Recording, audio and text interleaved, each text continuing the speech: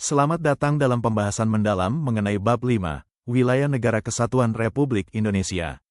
Mengapa memahami wilayah itu penting? Karena wilayah adalah ruh dari suatu negara. Tanpa wilayah yang jelas, sebuah bangsa tidak memiliki habitat. Indonesia unik karena kita tidak hanya mendefinisikan negara sebagai daratan, tetapi sebagai negara kepulauan atau negara kepulauan. Berdasarkan UU Nomor 43 Tahun 2008, wilayah kita adalah satu kesatuan yang utuh. Bayangkan Indonesia seperti sebuah rumah besar di mana koridor-koridornya adalah laut. Jika di negara lain laut dianggap sebagai halaman luar yang memisahkan kamar, bagi kita, laut adalah lantai yang menghubungkan setiap ruangan. Inilah mengapa kita menyebut tanah air kita sebagai Nusantara, Nusa di antara air. Kita akan membedah bagaimana sejarahnya, di mana batasnya, dan apa saja isinya. Wilayah Negara Kesatuan Republik Indonesia, NKRI, meliputi seluruh daratan, perairan, pedalaman, kepulauan, dan teritorial laut, dasar laut, tanah di bawahnya, serta ruang udara di atasnya, dari Sabang sampai Merauke. Ini termasuk kekayaan alam di dalamnya, zona tambahan, zona ekonomi eksklusif, serta wilayah ekstrateritorial seperti kedutaan besar.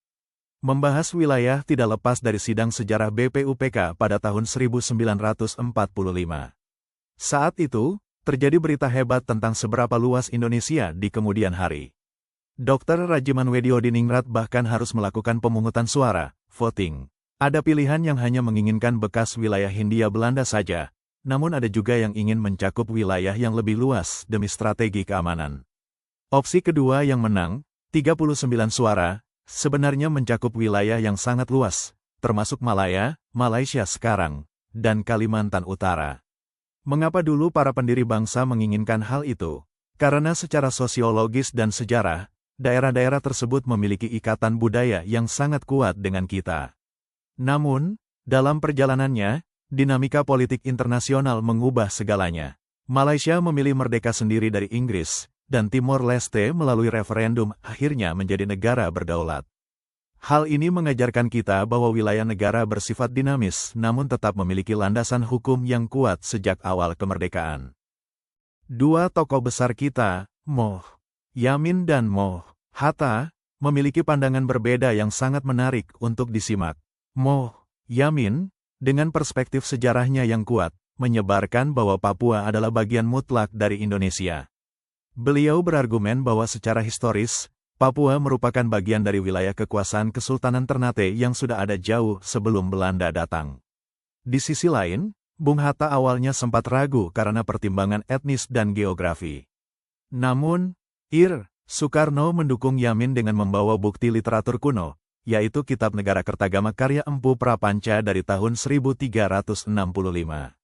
Di kitab itu disebutkan bahwa pengaruh Majapahit menjangkau hingga ke timur.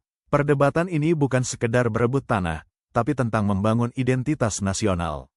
Contoh nyatanya, keputusan masuknya Papua ke dalam wilayah Indonesia hingga saat ini adalah hasil dari argumentasi sejarah dan hukum yang kita pertahankan di forum internasional. Mari kita lihat tetangga-tetangga kita. Indonesia berada di posisi silang yang sangat strategis, namun juga rawan akan kejahatan. Di utara, kita bertabrakan langsung dengan Malaysia di daratan Kalimantan, serta Filipina dan Singapura di laut. Di selatan, kita berhadapan dengan luasnya Samudra Hindia dan daratan Australia. Contoh kasus, perbatasan barat kita dengan India akhirnya terlupakan. Meski tidak ada batas darat, di tengah laut dekat Aceh, kita memiliki titik koordinat yang bersinggungan dengan wilayah Laut India. Penjagaan di sini sangat penting untuk mencegah penyelundupan atau perdagangan ilegal. Contoh lainnya, di wilayah timur, kita memiliki batas darat di Pulau Papua dengan Papua Nugini. Batasan ini tidak hanya berupa pagar kayu, tetapi melibatkan koordinat astronomis yang dijaga ketat oleh patroli TNI untuk memastikan tidak ada lintas batas ilegal yang merugikan kedaulatan kita. Data pada tahun 2025 jumlah pulau di Indonesia adalah 17.380. Luas daratan kita memang hanya sekitar 25% dari total luas wilayah, namun kekayaannya tak tertandingi. Dari Sumatera hingga Papua, daratan ini menyimpan kekayaan alam baik di atas tanah maupun di bawah permukaan bumi. 43 tahun 2008 menegaskan bahwa kekayaan di bawah permukaan tanah adalah milik negara. Contoh konkretnya, tambang emas Grasberg di Papua atau cadangan nikel raksasa di Sulawesi. Semuanya itu berada di wilayah darat NKRI. Indonesia juga memiliki garis pantai terpanjang kedua di dunia, sekitar 108.000 km. Pantai panjang ini memberikan potensi ekonomi besar melalui sektor pariwisata dan pelabuhan internasional yang menjadi pintu masuk logistik dunia. Sekarang kita masuk ke bagian yang paling luas, perairan. Ada perbedaan penting antara teritorial laut dan perairan pedalaman. Perairan pedalaman adalah udara yang berada di sisi dalam garis pantai, seperti danau atau sungai besar. Sedangkan teritorial laut adalah wilayah cakupan mutlak kita sejauh 12 mil laut. Di dalam 12 mil laut ini, Indonesia memiliki kekuasaan penuh layaknya di daratan. Kapal perang asing tidak boleh masuk tanpa izin khusus. Contoh kasusnya, jika ada kapal asing menangkap ikan di laut tanpa izin, pemerintah Indonesia dapat menangkap dan mengadili awak kapalnya sesuai hukum Indonesia.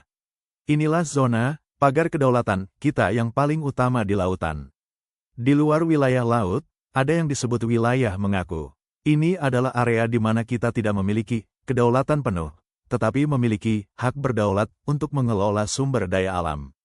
Yang paling terkenal adalah ZEE, Zona Ekonomi Eksklusif, sejauh 200 mil laut. Di ZEE, kapal boleh melintas, navigasi, tetapi mereka dilarang mengambil ikan atau membiarkan minyak tanpa kerjasama dengan pemerintah Indonesia. Contoh nyatanya adalah ketegangan di Laut Natuna Utara. Banyak kapal nelayan asing yang mencoba mencuri ikan di ZEE kita. Indonesia dengan tegas melakukan penenggelaman kapal atau pengusiran karena secara hukum internasional, UNCLOS 1982, sumber daya di zona 200 mil itu adalah milik bangsa Indonesia. Banyak yang lupa bahwa kedaulatan kita juga tegak lurus ke langit.